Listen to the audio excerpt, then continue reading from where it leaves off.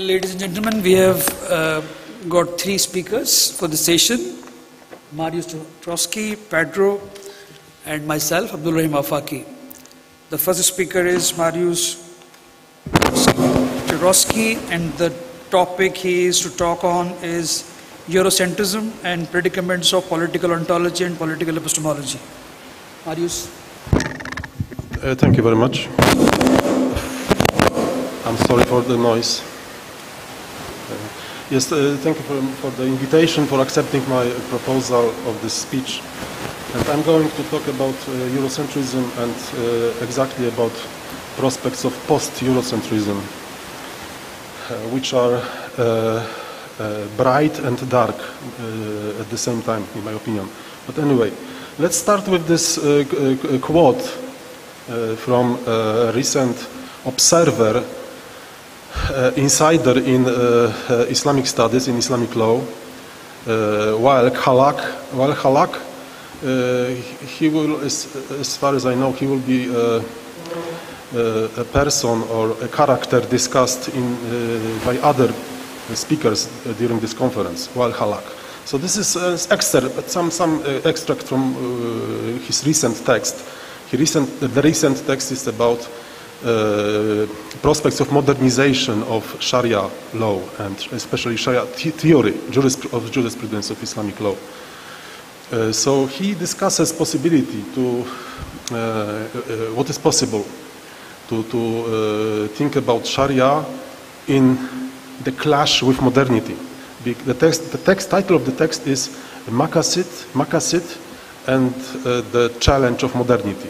Maqasid and the challenge of modernity. So we can say that this is text about Islam, Islamic law, and the challenge of modernity, or Islam versus modernity.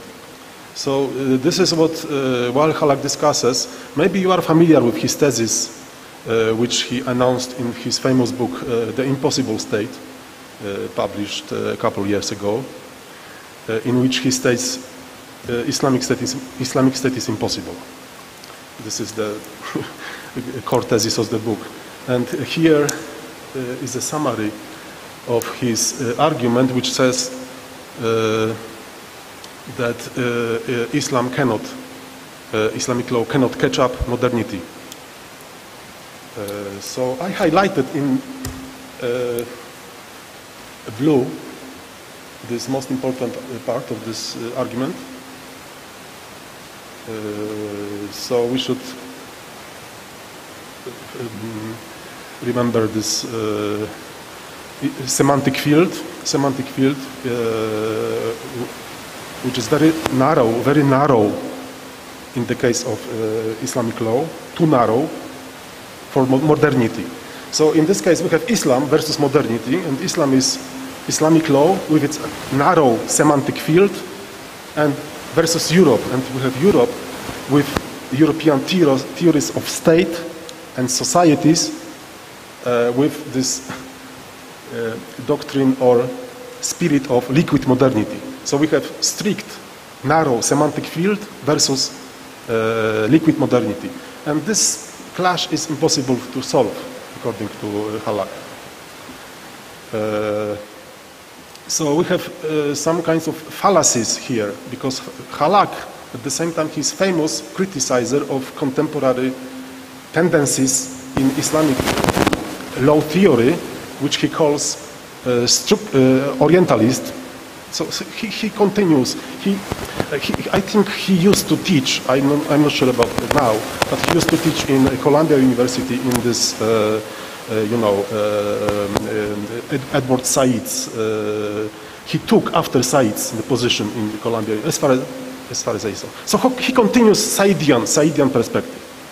I mean, explicitly, he considers himself continuator of Said. But at the same time, he cannot escape like this tragic, in my opinion, distinction, essentialized distinctions. So we have fallacies of Said's Orientalism, which is replicated here. On the one hand, Said wanted to belong to the West. He wanted to belong to the Western culture, which he considered cosmopolitan culture. unconscious and or conscious reaffirmation of Orientalism in this way. In my opinion, he was repeating actually some Orientalist gestures. Even deepening divisions between Orient and Occident. So we can find this unfortunate traces in this argument, which is explicitly post or anti-Orientalist, anti-Eurocentric, anti-Eurocentric argument, which cannot escape Eurocentrism. We can refer to another, quoting this, or discussing or commenting on this quote. We can refer to another idea, another attempt to discuss this clash between Islam and modernity. One of the most classic example, but Arnold Toynbee, when he discusses this opposition between zealots and Herodians versus zealots in the clash with Western civilization. So Islam, according to Toynbee, can survive only if zealots will be defeated by Herodians. Herodians, he means modernizers.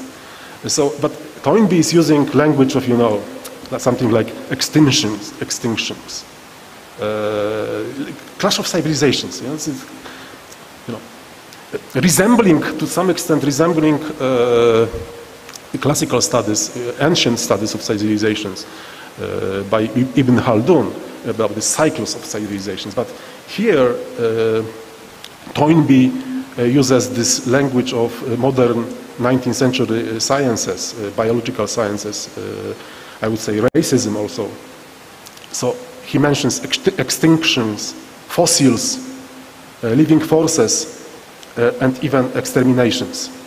This is language which Arnold Toynbee uses. So in this context, this is it shapes the context which we can call context of Muslim hermeneutical responses to Western challenges.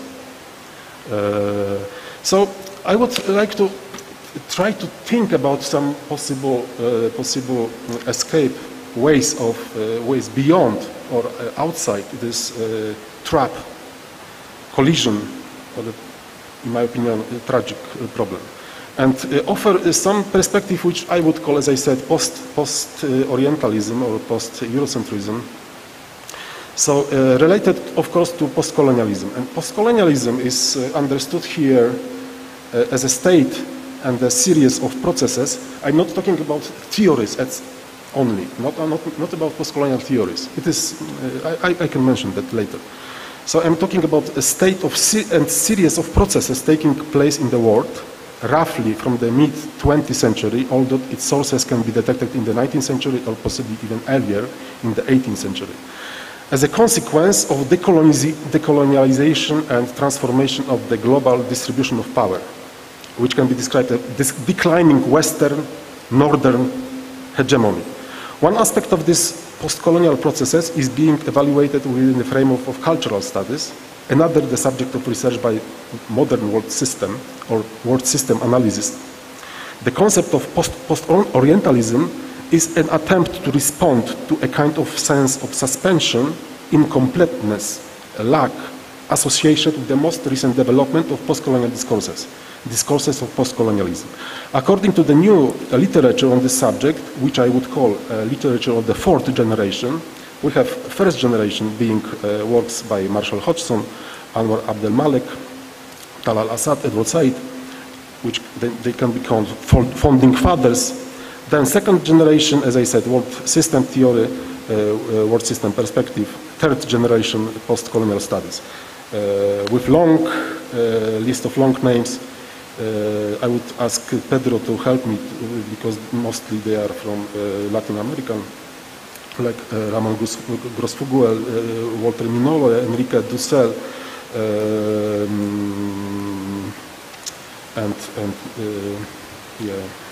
Encarnacio Gutierrez Rodriguez.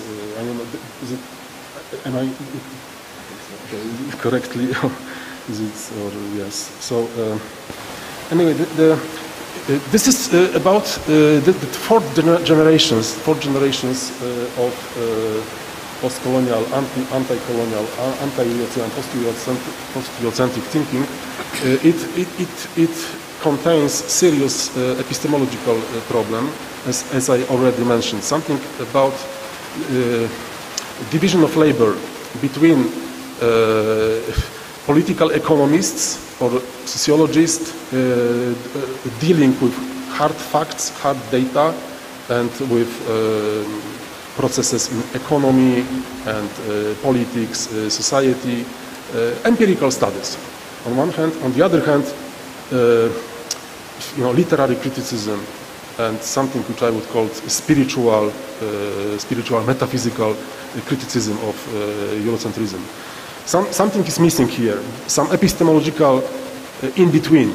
We have epistemological, I would say, epistemological void or epistemological emptiness here in between those two epistemologies.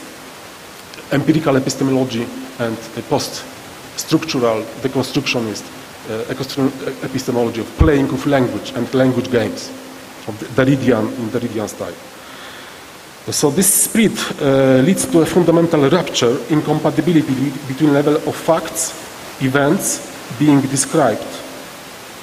For example, eradication of formal colonial administration and control in the so-called Third World, and the discourses, symbolic level of imagination, ideological and symbolic strategies aimed at preservation of the racist culture of the modern, developed colonial Occidental world.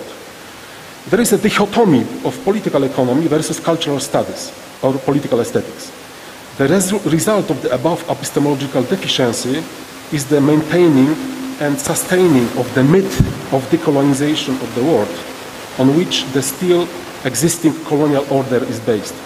The recipe for the delegitimization and rejection of this myth and the epistemology it involves can be a combination of research perspectives, as argued, for example, by Encarnacio Guterres Rodriguez, calling for a post-colonial rhetoric of decolonialization, or Ramon Grosfuguel, developing in reference to works by Minolo, Gloria Anzaldúa, Norma Alcarmen, Jose, David Saldiliva, and Anibal Quijano, sorry for the pronunciation, the perspective of post-coloniality and border thinking, or border epistemology.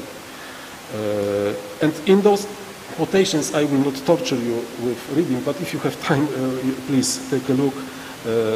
But so what is significant in those quotations are efforts to introduce and implement new terms and categories which can be used in description of colonial and post-colonial situation without employing the decolonialization mythology. So we have from Grosfuguel several excerpts, some fragments from his texts. He tries to deal with this epistemological void or emptiness, which I mentioned before. So,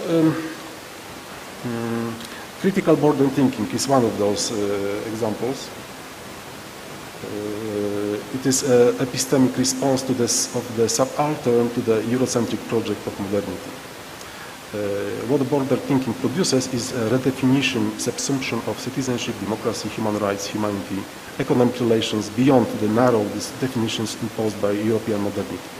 So, second part, just going a little bit, going back to the first quotation from Wael Halak about Islamic studies, and specifically about Orientalism and perspective of post-Orientalism. There are some difficulties. There are some difficulties in respect to the classical standard critiques of Orientalism. Gregor McLennan notes a sense of impasse present within the post-colonial critique of Eurocentric universalism and humanism. Concepts of difference and identity politics, along with the idea of multiculturalism, proved to be problematic. Biku Parek and Edward Said himself pointed out the necessity of continuation and further enhancement of the project of secular humanism, which in their opinion, has become threatened in the face of postmodern interventions against the great narratives in the domain of ideas, and because of the revival and resurgence of religious enthusiasm in social political world. In his later texts, Said stressed the need to resist, along with Eurocentrism, all forms of identity politics, and drew attention to the fact that the humanistic vocation must be based on the secular perspective. In search of a way to deal with the difficulty of defining the problem of Orientalism, one can refer to the reinterpretation of the conception by Anwar Abdelmalek and Edward Said, carried out by Immanuel Wallerstein or Wallerstein. Said, in his last book, Humanism and Democratic Criticism, 2004, accepted and applied that reformulation by Wallerstein. He writes about recognized and criticized by Wallerstein following avatars of Eurocentrism along with Orientalism: biased, skewed historiography, the idea of the uniqueness of Western civilization, the theory of a single linear progression, and sectarian parochial universalism. Said, as Wallerstein, is opposed to a particular vision of universalism and certain assumption about Western civilization, not revealing at the same time a sense of alleged hatred of the West, which, according to some critics, was the most important motive of his works. McLennan notes serious fracture, the lack of consistency in the anti-Orientalist literature, as evidenced by the departure from the critique of universalism in general to the direction, to the rejection of only those its variants, which will be considered parochial. At the same time, he draws attention to the serious problem with any analysis of various post-colonial, post-Eurocentric, post-Orientalist, based on postmodernism. It is impossible to avoid ethnocentrism in social, cultural, and political analysis. Relativism is not a solution. But it is precisely this aspect which is underlined by Said and Wallerstein. They advocate against sectarian and particularistic universalisms, which should now be understood as a tendency bordering on or actually transforming into taking shape of racism to universalize a particular narrow biased perspective. When it comes to possibility of analyzing the critique of Eurocentrism, I propose to distinguish between two variants of this orientation: descriptive, soft, loose, weak, lax Eurocentrism, understood as a source of knowledge, learning, vision of the world, susceptible to challenge and questioning, which should be domain of historiographical, socio-historical, economic and political description and criticism, and on the other hand, normative, hardcore, strong, strict Eurocentrism, understood as a source of identity, which must be subjected to deconstruction. And this Eurocentrism should be domain of postmodern criticism, critical and literary works in the field of cultural studies. So I don't have a specific answer to the problem which Halak specified, the clash of Islamic law against modernity. I can signal reference to works by Jasser or Yasir Auda, who is, in my opinion, contemporary author who tries to avoid and he's aware of. Anyway. I would recommend Auda's works, his attempt to reformulate classical and contemporary Islamic law jurisprudence according to systems theory or cybernetic theory, which focuses on its openness and challenge and changes and instability, internal imbalances, etc., which are the source of actually progress and changes and transformation. So, as a kind of summary, if I can summarize, Whereas above not very systematic reflections were focused on methodological, epistemological, and ontological dimensions of some examples of the problem of Eurocentrism or anti-Eurocentrism as the main hegemonic canonical ideology, cognitive culture, and real-world divisions of contemporary world, grasped in Halakian opposition Europe, modernity versus Sharia, they do not provide direct or unequivocal answer to the question of prospect of this grand narration that has transcended, survived, and actually vanquished and the postmodern methodological shock and rebellion of the 20th and 21st century. So these are just introduction to some argument. I hope that I was able to introduce you and invite you to some discussion. Is there any question in your mind to ask? Or any comment you want to make on Mario's presentation? No question? I've got one question for you, Marius. Can you name any individual thinker of the 20th century or 21st century who disagrees with Halak and he says that we can make both modernity and modern conditions compatible with Islamic law? Actually, Halak himself, to some extent, he answers to this challenge. He says it is possible to introduce modern state, but it must be new modern state, new modernity. On the other hand, we have multiple modernities, and so invention of modern states includes this McIntyre's call to new political, new moral community on which it can be based. How can McIntyre helps in making this possible compatibility between Islamic law and modernity? I think showing the limitations of this perspective that modernity must be considered one modernity, one Western modernity, I think. Although of course he concentrates himself on Western moral, political, ethical traditions, but he opens space like Charles Taylor. Charles Taylor does this explicitly. But this explicit project of Taylor is rooted, in my opinion, in some much serious, much more profound investigations by McIntyre.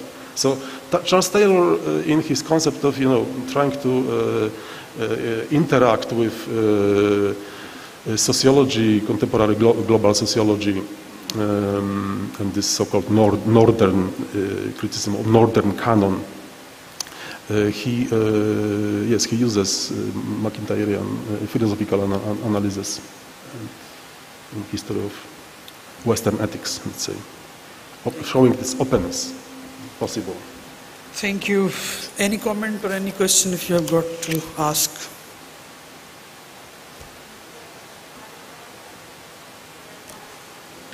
Okay.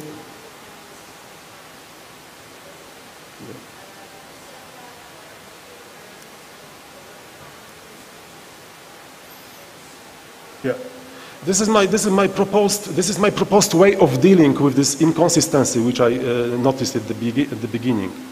Let her complete the question first. Yeah, sorry.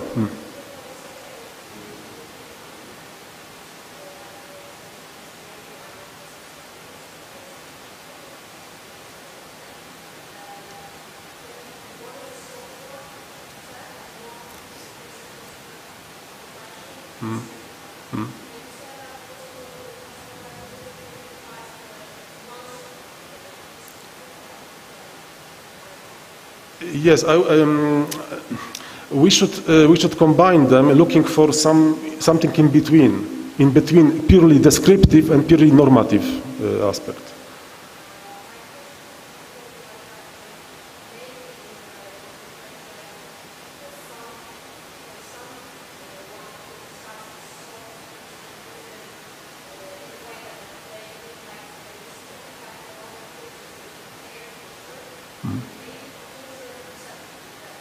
Yes.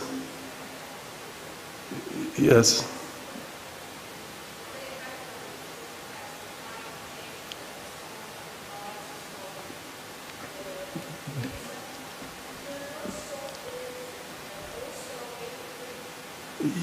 Yeah, yeah. True. This is problem with names. I called it soft, loose, weak, lax. These are names which should be criticized, shouldn't be treated as fixed. Yeah, but thank you very much for this observation. Very important point. I couldn't talk about Yasir Auda project, but he says that actually in Islamic law, we have some source of law which is not treated as a source of law at all, but generally this is the source of law as such. He calls this urf. Urf is a cultural context, and sometimes even according to most traditionalist, most literalist interpreters of Islam, that we should take words of Quran or of Hadith literally. They say no, culture is above them. So Talal Asad is one of the authors. Talal Asad, one of the authors who Auda treats as somebody who can provide some solution against this classical Saidian dilemma of secularism and cultural secularism versus cultural political theology. Thank you. Thank you, Marius. The next speaker is Pedro Antonio Franco, and he will speak on tradition and cosmopolitanism in Elijah McIntyre and Kwame Anthony Appiah. Pedro.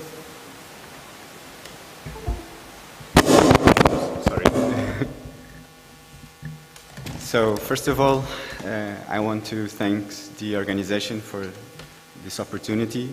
I will try to keep my presentation short, and I will read my communication in order to control the time. So, one of the big questions that struck us when we finished reading After Virtue by Alasdair MacIntyre is perhaps the question of whether all cultures, their corresponding moralities and forms of theoretical and practical reasoning are equally sound and valid. At large, it is the question of whether After Virtue elicited a relativism of sorts. Clearly, this was not the case for MacIntyre, as he had the occasion to explain in his later writings. But a question was comprehensible if the tonus of moral philosophy was to be put on particular practices, communities, and traditions. Would it be possible to find an Archimedean point of neutrality from where to judge and compare them, lest to say to validate them? We know which direction MacIntyre's argument took from there on. In whose justice, which rationality, MacIntyre exposed and responded to the challenges of relativism and perspectivism, as he named them. If relativism discredits argument between traditions and perspectivism states that no tradition is truly capable of truth claims, the Aristotelian themistic mode of inquiry, on the contrary, provides the most adequate conception of tradition and truth so far, a conception which allows traditions to argue and compete with each other. But later, in three rival versions of moral inquiry, he applied this framework to the specific idea of university and concluded that each type of university, encyclopedic, genealogical, or traditional, should pursue its own interests in its own particular way. And it is senseless to try to put them into dialogue. Moreover, in his next works, Dependent Rational Animals, and even his latest Ethics in the Conflicts of Modernity, MacIntyre stresses once again the importance of living in small communities that counter the capitalist preference-maximizing world order. He gives the example, among others, of fisher communities, which could be the new secular versions of the Benedictine option in a way. But it is hard to believe that this imagined world, one composed exclusively of small communities, if that's what he meant, is a livable one. Even if we all became fishermen or Benedictine monks, one important challenge would have to be faced. First, these small communities would not be self-sufficient in principle and would need to communicate and trade goods. Second, if we wanted to do that, our local communities, with our tradition of inquiry and worldview, would have to come across the traditions of others, which influences every sphere of human life and interactions, namely the moral one. In this case, just imagine the different cultural approaches, and I say cultural in a loose sense, of promise-keeping, delivering in due time, collective deliberation, etc. To develop this capacity of communication and trade between different communities with different traditions, specific virtues are required. Not only tolerance, understanding, and wisdom, namely to develop a new language of mutual understanding, or at least a provisional translation, but also, as MacIntyre says, inventiveness to reinterpret their own tradition in face of the others. In other words, these are the main traces of a cosmopolitan attitude. How could these fisher communities have the thinnest trace of cosmopolitanism if they were to prosper, but still maintain their own way of life? To be sure, in a telling citation from Whose Justice with Rationality, MacIntyre seems to position himself against any possibility of a cosmopolitan project. And I quote, the standpoint of traditions is necessarily at odds with one of the central characteristics of cosmopolitan modernity, the confident belief that all cultural phenomena must be potentially translucent to understanding, that all texts must be capable of being translated into the language which the adherents of modernity speak to one another. End of quotes. This rejection of translucent understanding of other cultures reveals indeed one of the most remarkable features of MacIntyre's philosophy, the idea of a tradition-embedded rationality and his moral localism. That is, the idea that our moral understanding is essentially developed within local communities, rather than from an external impartial viewpoint, as we had said, precisely what cosmopolitanism is usually taken to require and is here rejected by MacIntyre. Yet, not all forms of philosophical cosmopolitanism fall under this description.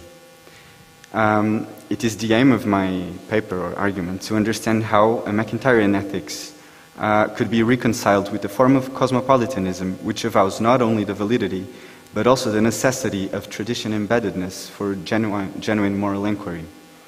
I take Kwame Anthony Appiah's to be an example of that form of cosmopolitanism.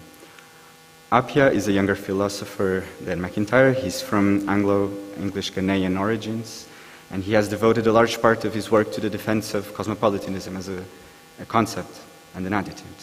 Like MacIntyre, he started his philosophical career with an interest in analytic philosophy and philosophy of language, and later shifted to moral and political theory.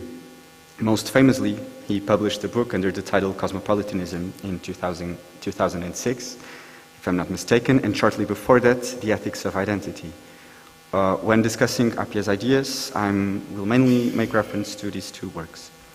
I would like to compare MacIntyre's and Appiah's philosophical perspectives regarding two main ideas. First, the inherent embeddedness of rationality in tradition and the importance of one's own identity for moral inquiry, and second, the futility of agreement and the primacy of practice, and in a broad sense, cross-cultural encounters, for the development of our moral understanding and thus to moral progress.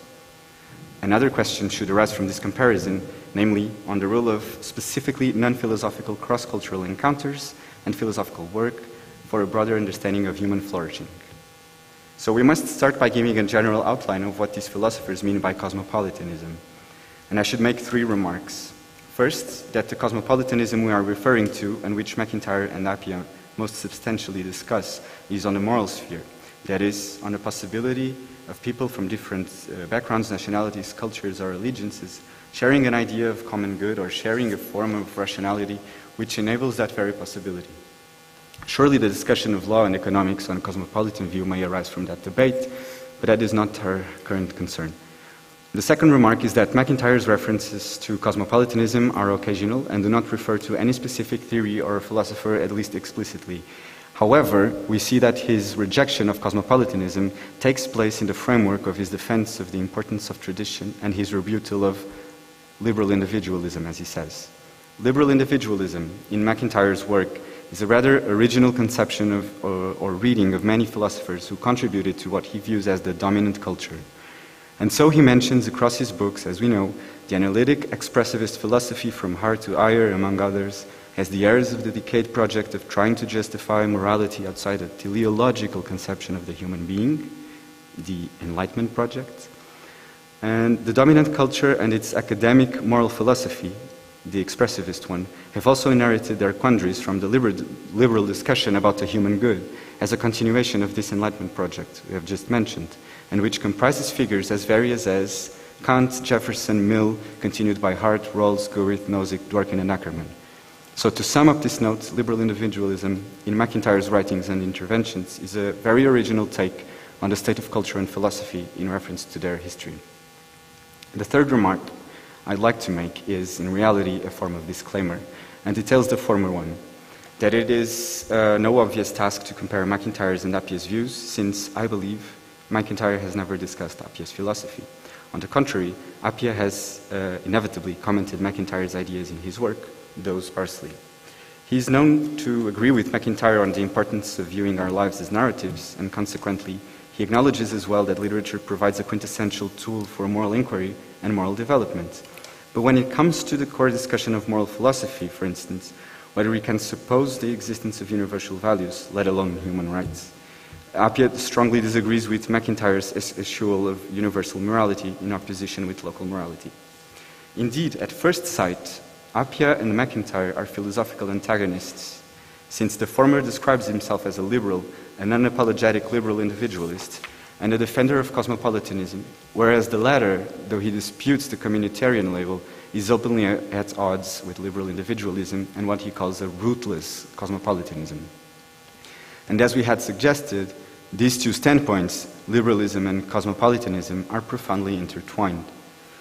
But if we break the artificial borders of such misnomers, liberal and communitarian, cosmopolitan and parochial, and focus on argument, we will see that MacIntyre is closer to what Appier calls a rooted cosmopolitanism, an expression he used obviously to respond to the critics of the rootless one. Very importantly, one should begin by saying with Appier that cosmopolitanism is a challenge, an inevitable one, rather than a solution to the challenge. The general picture is that the world we live in is no longer tightly divided in self-sufficient communities, and was it ever really? And that we must learn how to get along with each other without losing our inherent metaphysical and moral references. Hence, the cosmopolitan challenge has to do with the reconciliation of two aspirations: universal concern for the humankind and respect for legitimate difference. In fact, I should stress that Appier responds to the impartialist cosmopolitan with a zeal for local difference. For that reason, he calls his cosmopolitan account a partial one, to be distinguished from merely theoretical, generalizing cosmopolitanism, which prescribes a total indifference between the ones we are close and kin and distant others, a position that might lead only to pious sentiment and gross inaction. So the distinct marks of this cosmopolitan liberal standpoint are pluralism and fallibilism. Pluralism as to values and fallibilism as to moral progress. What this implies brings us closer to some of MacIntyre's intuitions. First, local differences must be real differences, not just variations of a single worldview or ideology. As Appier reminds us, neo-fundamentalists are cosmopolitans in a way, and clearly not the ones we would endorse. Surely, there are some tenets of human flourishing that are transcultural: shelter, food, safety, social bonds, etc. But the way they are hierarchized and embodied in different forms of life are really not reducible to one another. Second, it is possible to reevaluate our traditions since they are inherently imperfect, and we can learn from traditions different from ours. The history of philosophy drawn by MacIntyre proves that. This brings us to two important questions then. Firstly, whether liberalism is in fact a tradition of thought, a specific mode of inquiry, and whether it endangers our local traditions. That is, I would say, MacIntyre's biggest concern. Secondly, how is the rationality intrinsically embedded in tradition? In order to understand the former, let's disentangle the terms of the latter. For MacIntyre, a living tradition is a historically extended, socially embodied argument, and an argument precisely in part about the goods which constitute that tradition. Naturally, a tradition so described guides our theoretical and practical reasoning. In other words, they are a form of rationality. For Appier, tradition is also a form of rationality, not just folklore or superstition, which is taken to be liberal critique's main target. Yet the cultural aspect of tradition is no trifling matter. Tradition in Appier's writing seems to encompass these two different senses. The first one is that what we would call culture. In fact, in the closing of The Ethics of Identity, he finishes with a saying from his fathers, and I quote, tradition, which, by the way, says that in a single polis there is no wisdom.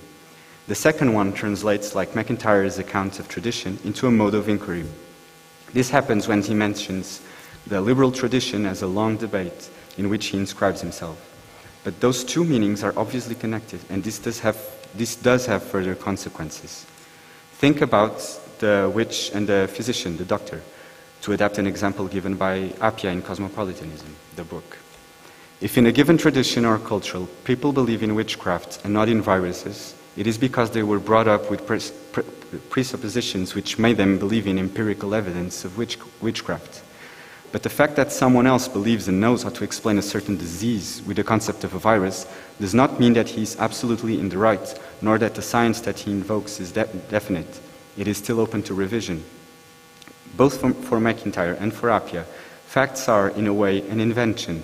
Everything we take to be a hard fact is filtered by the tradition in which we find ourselves or endorse, be it scientific method or local culture. And if a tradition defeats another in its power of explanation, it is only because it had not only the resources to do so, as Appia mentions, but also the openness to revision. Let us remind ourselves that McIntyre too describes the development process of a metaphysical and moral tradition in a way that resembles a lot Thomas Kuhn's description of the structure of scientific revolutions. And there is still something else that should be said on this example. The evaluative aspect of fact-making, namely of witchcraft believers, is by no means a slight business. The evaluative and moral aspect involved in our fact-making, say that I believe this disease was created by ill will or supernatural powers, makes us see that values, unlike in the positivist view, are intrinsically connected with the way we articulate reasons. And of course, the strength of this connection makes it very difficult to change one's mind in face of someone else's values or reasons or facts. Therefore, it is absolutely relevant my belonging to a tradition for moral inquiry, for there is indeed no external viewpoint from which to judge competing theories or traditions. As McIntyre puts it, I find myself part of a history and one of the bearers of a tradition. Now, the question is, how am I able to revise my tradition? For instance, could I be the bearer of a specific tradition and take part in the liberal one at once? And does this framing of the question make sense? We said that both McIntyre and Appia grant that liberalism constitutes a tradition in itself, that liberalism is in no way an independent external viewpoint. The difference, of course, and as we know, is that McIntyre rebukes liberalism, whereas Appia openly wants to take part in it. But neither for McIntyre nor for Appia is liberalism a stable body of doctrine. For Appia, it is a bundle of institutions and practices which enable that pluralism and fallibilism we had mentioned. This is what renders McIntyre so impatient. One of the most important aspects of his philosophy is that he condemns the interminability of modern philosophy's discussions. What is taken by liberals to be a virtue is for McIntyre a flaw. There is no possibility in modern academic philosophy to aim at truth at any substantial issue. Needless to say, Appia does not share this attitude, but he could see something in this insight, since Appia is also skeptic about philosophy's potential to contribute to theoretical and practical agreements. Instead, he thinks that people are much more often drawn together, then again, by practices rather than principles. In my view, and following Appia's clues, we could extend the idea, this idea to a domain of cross-cultural encounters, to the reaching out beyond identity borders, to the healthy confrontation of two different traditions and modes of inquiry when embodied in practice. In such encounters, we develop the so-called liberal virtues, which could constitute part of a tradition that people from different traditions could share, even if thin or minimal, but its thinness or minimality is in no way negligible. Think about the willingness to learn from a different other, or the ability to see humanity even in the most morally contemptible person. Surely this will embody in different ways, in different traditions, and depending upon circumstances. But the common core of these virtues is there to be in our horizons and to be learned through common practices, namely in political practice, like in Aristotle's political theory. Trying to solve problems together is the apex of the good life. More so, if it breaks the fetters of fear and insecurity towards the other one, whose otherness is so often exaggerated. So, in the end, does liberalism endanger other traditions? Not really, if we envision liberalism as or liberal cosmopolitanism, rather than a theoretical standpoint, as an attitude and a way of doing and questioning complementary to our traditional reasoning, a reasoning we may not even be aware of. This liberalism can surely be reconciled with the teleological view of human life, with the idea that human flourishing is a reality and that it embodies in the diversity of cultures, which should be liberally open to revision and dialogue. And thus this vision, I think, escapes the accusation that liberalism has killed the idea of human flourishing, the virtues and the importance of community. Nobody is a default liberal cosmopolitan, because no one is a mere tabula rasa. Liberal cosmopolitanism might be an attitude that is cultivated just like virtue. We can and do sustain our traditional modes of inquiry while we confront ourselves with the traditions and modes of inquiry of others. And if this brings about changes in an original tradition or way of life, then that means two things. On the one hand, that it is up to the bearers of that tradition, as individuals and as communities, to decide on how they want to live and reflect about the good life. And on the other hand, that they are part of a living tradition and not one that punishes dissenters or philosophers for that matter. If those changes went unnoticed, it should suffice to recall Socrates' precept about the life worth living. But our love for truth should never curb equal and respectful treatment of others, and the respect that is owed to others should never prevent an honest discussion on important matters. Quite on the contrary. And I'm about to finish. So I can just summarize my last part. I just found interesting that, like Martin Nussbaum notes in a review to Whose Justice with Rationality, that MacIntyre's philosophical heroes are all transcultural figures, like Aristotle, who came from Thrace to Athens, or Augustine, who came from Northern Africa to Rome, or Aquinas, who came from southern Italy to the Dominicans in Paris. But also, the life examples that MacIntyre gives in his latest Ethics in the Conflicts of Modernity are all cosmopolitan figures as well. Vasily Grossman, who was a Jewish, Ukrainian Jewish journalist and intellectual, his identity came to be very important in his decision to say the truth about the Soviet regime.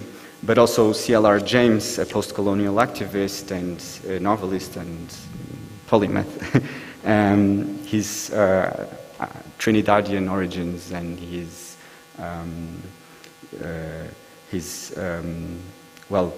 all his activities and his blackness, these were all things that mattered in his life plan, let's say. And also Father Dennis Fall, who helped so the Irish people living in Irish Catholics, being from Northern Ireland, Protestant. I confused now the Catholics and the Protestants. Sorry. And lastly, Alasdair MacIntyre as well. He's in the borders of identity in many ways. So he's a Scottish in English, British in the States, Aristotelian Thomist in an analytical philosophy, dominated academic philosophy, etc., Marxist at some point in a capitalist world, also like Appia, who's in the borders of identity in many ways, as I had said.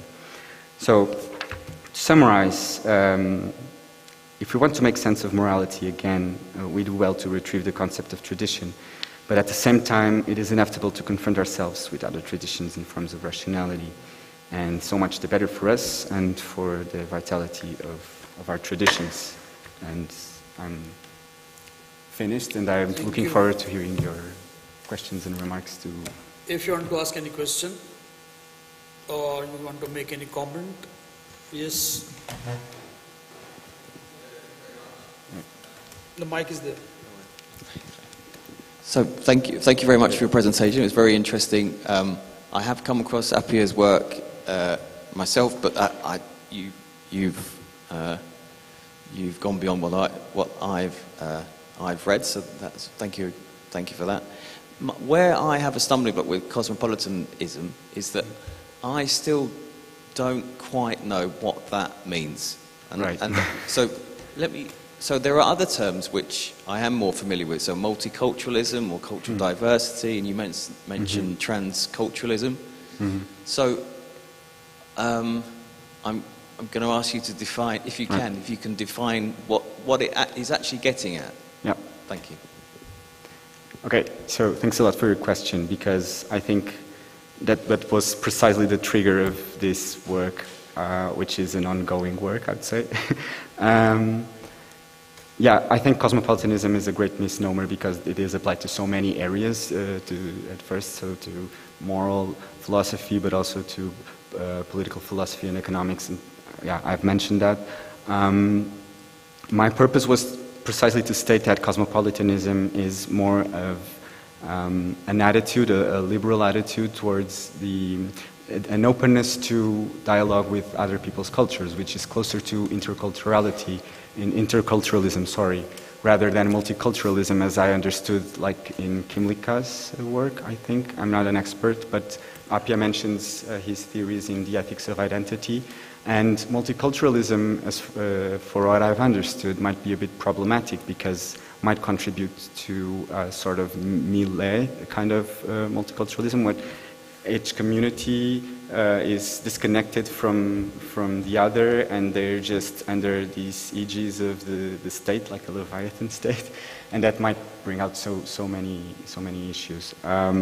It's not a real form of intercultural dialogue. I don't know if that answers your question.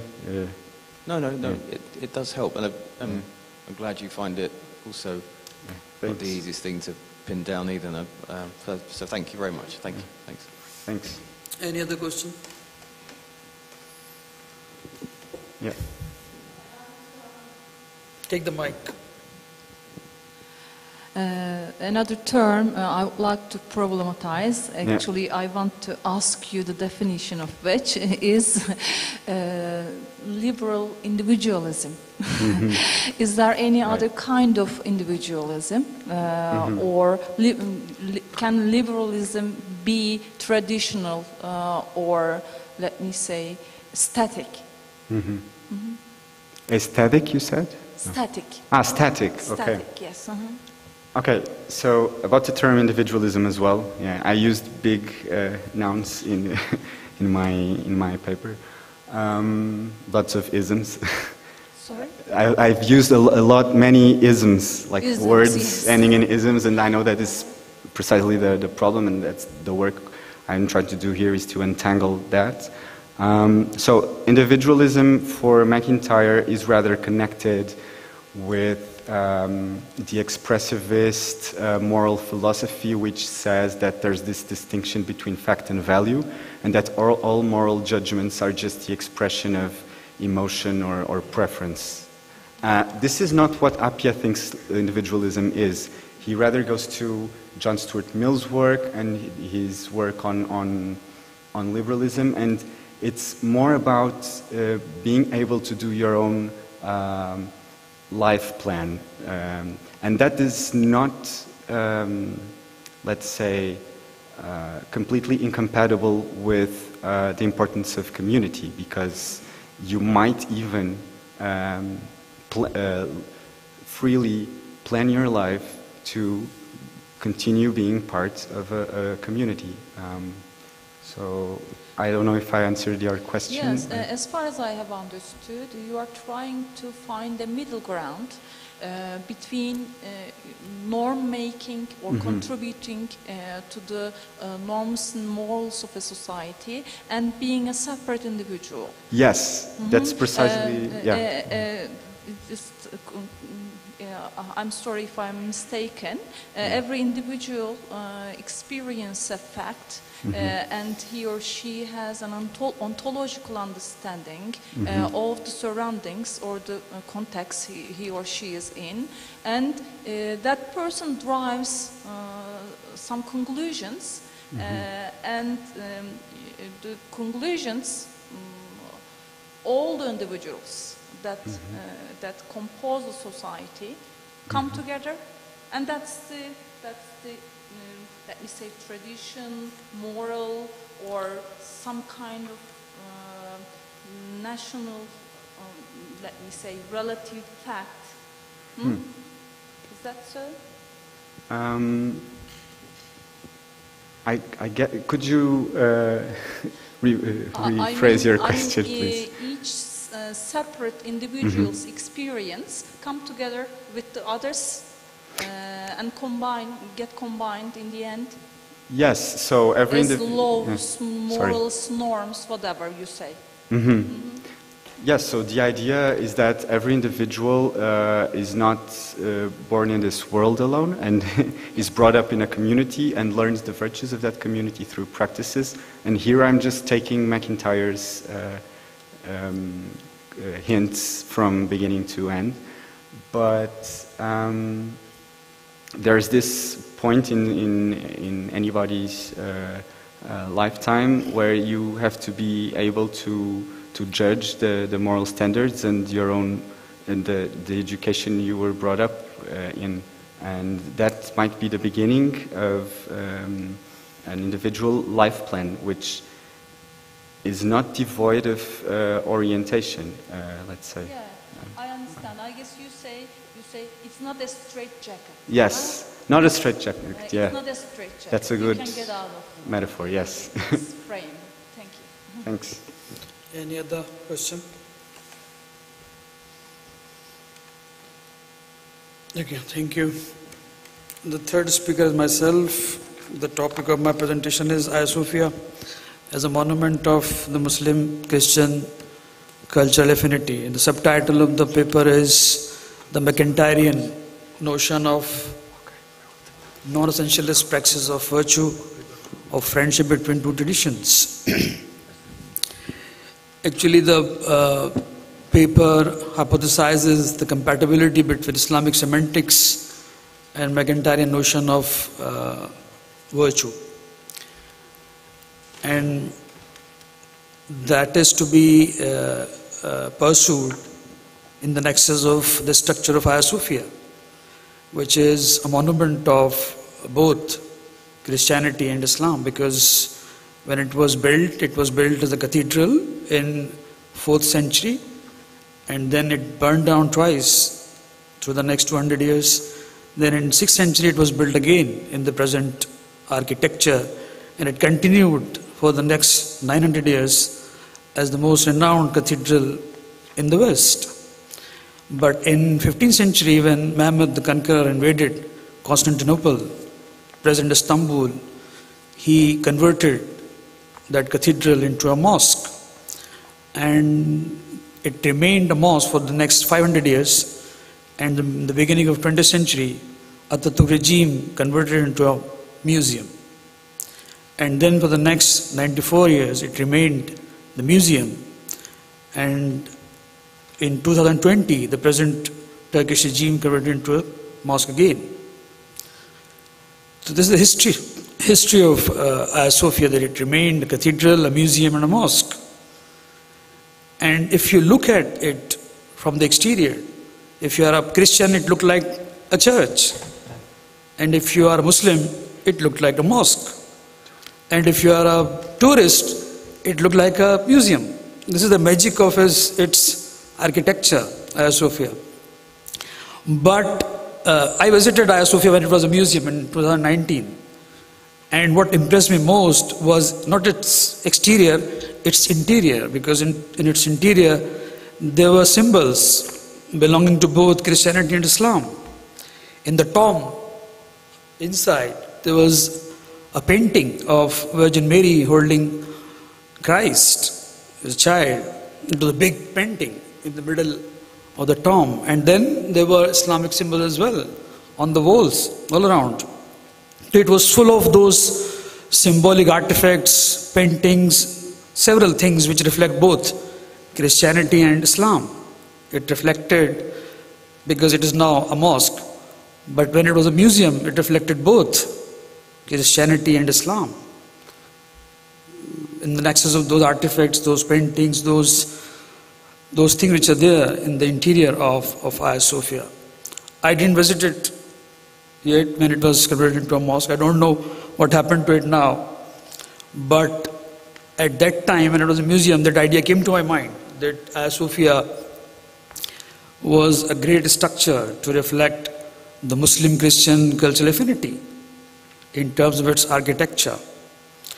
And I'm not going to criticize the present regime that it converted into a mosque, because it was in accord with the order of Supreme Court of Turkey, and it was a justifiable order. Why? Because the case was legally valid, because as a real estate, it was a property owned by the foundation named, if I'm correct to name it, Fateh Sultan Mehmed Foundation. And it owned the property of, the real estate property of Hagia Sophia. And the case was, the plaintiff case was that when Hagia Sophia was converted into a museum in the beginning of the 20th century, it belonged to the foundation, Fateh Sultan M. Mehmed Foundation.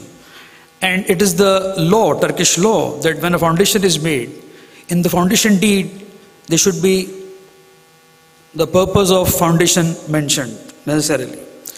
And in the foundation deed of Hagia Sophia, it was mentioned that it was for the worship of Muslims. It was a mosque. So legally it was a mosque when it was registered as a property of the foundation.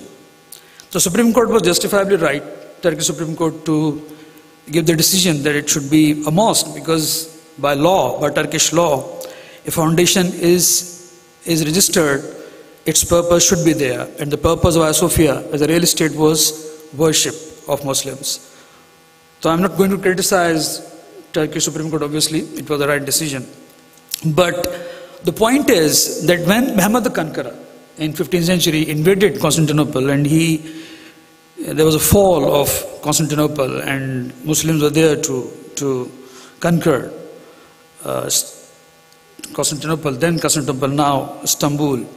Muhammad the Conqueror converted into that cathedral, which was a well-known cathedral, the greatest cathedral on earth that time, Hagia Sophia. He converted it into a mosque. That was not, in my view, according to the teachings of Islam. Islamic semantics never allow invaders, Muslims or non-Muslims, when they invade some place, they are not supposed to encroach other people's, other religions, other nations' house of prayers. If Constantinople was to fall, Muhammad the Conqueror, when converted into a mosque, it was the culture of that time. During during that time when somebody is to invade some country or some place, he transformed everything of that culture. The conqueror, the invader, it was the culture. So Muhammad the Conqueror was not, when he was to convert Hagia Sophia into a mosque, he was not, acting according to the teachings of Islam. He was just like a ruler, a king. And that was the culture at that time. When you invade some place, you try to transform culture of that place in accord with what you believe. So Muhammad the Conqueror's attempt to convert Hagia Sophia into a mosque was not according to teaching of Islam. It was that day's political culture. To invade some place, to transform it in accord with what you believe in. My point is that Hagia Sophia was a great structure to reflect the symbolism of Christianity and Islam. And when it was converted, it was not in accord with the teachings of Islam. The Quran and the prophetic life both do not allow any Muslim to invade some place, and when they invade, not to invade, they do not allow to encroach other religions' house of prayers and to convert that house of prayer into mosque. If you, for example, invade a Christian territory, you are not supposed to convert churches into mosques. You can build new mosques. You can build new house of prayers for Muslims. But you are not supposed to encroach Christians' house of prayers. If you are invading India, so you can build your mosques. But you cannot encroach temples of Hindus. Islam does not allow to do that. So it was not in accord with the Islamic teachings. When Muhammad the Conqueror was to invade Constantinople and he converted Hagia Sophia into mosque, it was not in accordance to the teachings of Islam. It was his own decision as a ruler, as a king. And the best he could have done was that it remained as a church, and he could have built a new mosque for Muslims. So Islam is to teach, to recover the encroached house of prayers rather than encroach the house of prayers of other nations or other religious groups. And McIntyrean theory of virtue, of friendship between two nations is very compatible with these teachings of Islam, because McIntyre believes that practices, moral practices particularly, those practices, human behaviors, they are to be workable in the nexus of traditions. He is particularist, he is non-essentialist, and he does not take virtue or human behavior or human actions devoid of that nexus of tradition or society. He always takes virtues and human behavior in the nexus of tradition or particular social order.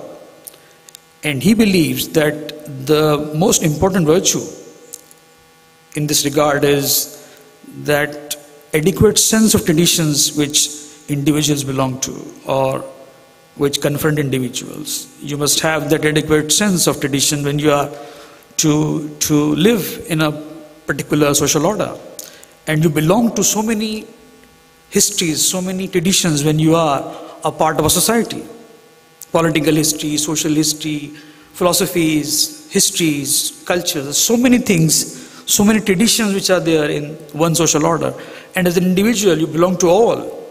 And you must have that sense how to belong to those traditions. So when Turkish people are to belong to Turkish society, there are so many traditions they belong to. Christianity before Islam, then Islam itself, then modernity, European culture is there as a part of Turkey, Asian culture is there as a part of Turkey. So Turkish people, when they, according to McIntyre, if they want to understand their behaviors, their practices, they should be aware of those traditions which they belong to and how those traditions are to confront them, being an individual. Then the nexus of that belonging to tradition, individuals belonging to tradition, it is viable to have ideological relationship with other cultures, with other traditions. If you are a part of that society, of particular social order in which there are so many traditions get together, so the individual, you should be aware of all those traditions, and your rationality is to transcend all, to make all those traditions compatible in your behavior. You as an individual is supposed to make it compatible. Your relationship with all traditions you belong to in one way or the other. That's what he teaches. And the best one can do is that mind who is able to identify the limitation of his tradition and the scope of meanings of other traditions. If you find some meanings, lacuna of some meaning in your tradition, and you find those meanings in other cultures, in other traditions, so you should be able to make it compatible, to draw upon those meanings which are found in other cultures. What Mario was saying about Islamic law, if you believe that Islamic law is so stagnant that it has no possibility to be workable in present day societies, so you may draw upon other cultures. You may find meanings in other cultures. Other people have worked out their laws, they expounded their laws, so you may learn from them, and you may change your situation that way. So this is what McIntyre teaches, that human rationality should transcend one tradition, and human rationality is capable of doing that. Human rationality is able to make it possible and plausible, the dialogical process between two cultures, between two traditions. And Hagia Sophia, being a museum, was a great symbol, great monument to reflect that way. It was a kind of unique architectural structure in which there are so many traditions that are to be saved, and every individual who is able to think that way, whose rationality is to transcend one particular tradition, to be in dialogical process with the others, you can realize that these kind of monuments are very precious, they are they are priceless, because there are very few such monuments in the world which can reflect such a vast, such a rich cultural meanings. Thank you.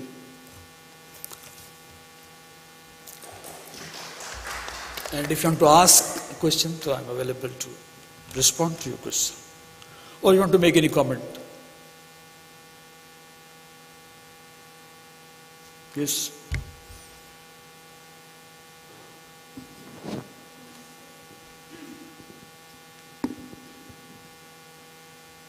Thank you very much for your talk, and I enjoyed it very much. And I want to ask what your opinion about what you would say. What might be the reason why Fatih Sultan Mehmet converted the church into a mosque? Because it seems like not all the churches are converted into mosques. This is not a usual practice of Ottomans. This is a unique case, isn't it? Like, of course it is a unique case, yes. It's a unique case. I mean, yes. It's not that the Ottoman has invaded the places and there they have converted all the churches into mosques. This is not true. This is a peculiar case. And maybe the present Turkish regime thinking that it can earn some political mileage by converting Hagia Sophia into a mosque, because the public, the mass opinion was with the regime. People wanted to have Hagia Sophia as a mosque because it was a mosque. When it was converted into a museum, it was a mosque. It remained mosque for 500 years. Mass opinion was with the present regime. That's why it might be in their interest to convert Hagia Sophia into a mosque. They want to, you see, win the mass opinion, because democracy is there in Turkey, and it's very important to win the masses, of the heart of masses. Maybe that's why, in order to gain that political mileage, they converted Hagia Sophia into mosque. I just wanted to make because not everybody is as familiar as the Ottoman history like you are. I just wanted to emphasize that this is not a general practice of Turkish Muslim way of trying to convert all the churches into the mosques. That's what I wanted to emphasize, and thank you for your talk. I enjoyed it very much. Any other questions? Welcome.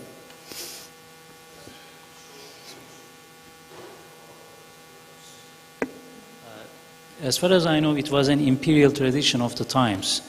We have to check the Roman imperial tradition, but transforming the biggest church, not all the churches, but transforming the biggest church, the iconic one, into the incoming powers religion. This was a kind of ancient imperial tradition. And Fatih Sultan Mehmet was interested in not only iconic temples, but also in iconic cities. I mean, after Istanbul, the target was Rome. So just as a contribution, but I don't know exactly how did the Romans acted in this field, but historically speaking, there was this imperial. In this respect, what you say about political culture of the time applies here. Any other questions or? Jeff is interested to ask something. Yeah. So, thank you very much. I really enjoyed it, and we spoke earlier about what you were going to present. So it's very interesting to hear the whole thing. I wonder if Hagia Sophia was used as a church now, it would strengthen your argument, and that Hagia Sophia.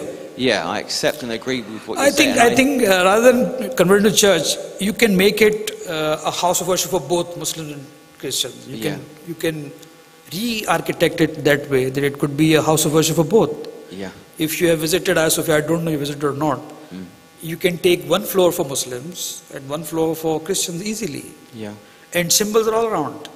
So you may distribute symbols that way, that it may be a house of worship for both Muslims and Christians. Yeah. And Islamic semantics have no objection on that. Yeah. If you do that. So Islam has no problem with that. Okay, right. So, it makes me think about McIntyre's writing on as the traditions and people being the nexus of those different traditions and our responsibility to uncover what those traditions are. But I don't recall him talking about what you've just described, the use in a way that it's made me think about use in a way that I hadn't thought of in terms of tradition. So it was just more an observation, and to thank you for that, because I'm going to go away and think about that. McIntyre uses the term settings, actually, settings. An individual is to be a part of several settings at the same time, simultaneously. Historical settings, cultural settings, religious settings, philosophical settings, all are there. We may call them traditions, we may call them histories, because he uses all these terms, histories, traditions and settings at the same time, for the same thing. So you as an individual belong to several settings. You're situated in a political, social, philosophical situation in which there are several settings, and you're part of all of them. Yeah. So you have to do that as an individual. Make them all for you at the same time. And if you find some problematic in making that mutuality problematic, so you should make an effort to make it plausible for you. And that is the job an individual can do. He gives example of Augustine in this regard. That Augustine was to make Greek tradition of philosophy and Christianity compatible with his individual rationality. So when he writes the chapter in Whose Justice, Which Rationality, the chapter on overcoming conflict of traditions, so he gave example of Augustine. That Augustine was to reconcile Greek tradition of philosophy and Christianity together, and he made it very well. Yeah, and it's not just in a decorative sense, is it? It's in a use sense, making use, and from that creating the space for those different traditions to keep going. It is my response to your question, actually. If you are asking about Hagia Sophia particularly, if you are asking Hagia Sophia particularly, so for all practical purposes, it is viable to make it a mutual house of prayer for both Muslims and Christians. And Islam has no problem with that. I don't know the political ideology of the present Turkish regime, but Islam has no problem with that. So that foundation, sorry, I'll ask another question. The foundation you mentioned, does that... Fateh Muhammad Sultan Foundation. Does it stipulate that, the law, does it stipulate that it needs to be a place of Islamic worship or a place of worship? Actually, it was an old case. When Ataturk was to convert it into a museum, it was owned by the foundation. The real estate property of Hagia Sophia was owned by the same foundation. They put the case in Supreme Court, and they were fighting for their place for many years. And it was judged in 2020, when Supreme Court of Turkey is to give order in their favor. And the law was, Turkish law is that every foundation, when it gets registered, purpose is there, mentioned in the deed. And in the deed of Hagia Sophia, it was mentioned that it is for worship, for Muslims. That's why it was given to the foundation again. Okay. And they made it a mosque. All right. And present Turkish government was to support the foundation. Why? Because it was in their, I don't know, it may be in their political favor. So it was done that way. It was legally very right. Supreme Court's order were legally viable and justifiable. It was a right order because it belonged, the real estate of Hagia Sophia belonged to the foundation, it was given to them. And for the worship of... And it was unlawfully, Ataturk regime unlawfully converted into a museum without that paperwork. And for the worship of Islam? Of course. Yeah, okay. Thanks. Thank you very much.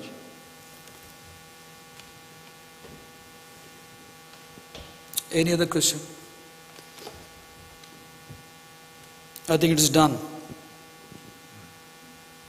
So should we leave? Thank you very much. Thank you.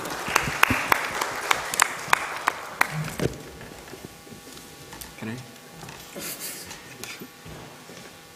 Congratulations. Nice. It was nice to share the table with you. And thank you for the reference. Yeah, I think Appia mentioned much. because he's a critic of you know, this multiculturalism, this like Kamika. I think he fighting with Kamika, but he's libertarian. He's a libertarian. He's a libertarian, but very peculiar one. Huh. You can find him fascinating. That's His recent work is, I don't remember the title, but it is something about in defense of open borders. It's about migration. Right. He says that migration should be basic human rights. Everyone should. Borders are artificial Exactly. construction. Yeah. So it's a strong cosmopolitan argument, but at the same time, it is not, against culture. It's not. Right. So his first book is Archipelago, Liberal Archipelago. So it's not about individual versus community or individual versus values, but it is about exactly voluntary association. So he might get the charge of being the rootless in cosmopolitan a as way, well. yes, but no, But he values culture apparently, so yeah, I'm quite sure Appia mentions culture. yes, because he also struggles with Appia, with Bikuparek, against identity politics. So his position is not very strictly, not very easily classified. Yes. Oops.